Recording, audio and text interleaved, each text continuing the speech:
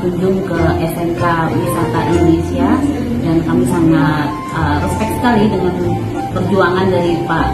Abdul Munir dan beserta keluarga yang sudah mendirikan yayasan ini, dan besar harapan kami, kawan-kawan kami yang ada di DPRD DKI Jakarta dari fraksi manapun juga bisa membantu sekolah menengah atas dan sekolah menengah kejuruan yang ada di DKI. Juga mungkin nanti kami akan melakukan kunjungan juga ke daerah-daerah yang lain, Bapak, karena Indonesia ini kan tidak hanya ada di Jakarta, dan saya melihat bahwa potensi sekolah ini sangat baik untuk mencetak tenaga-tenaga yang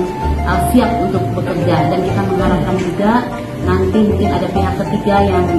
mengadakan kerjasama dengan sekolah ini, sehingga mereka pun dapat diuntungkan memperoleh tenaga-tenaga terampil yang sudah dilatih dengan fasilitas yang menurut kami ini sudah baik dan mungkin masih membutuhkan perhatian dari berbagai pihak untuk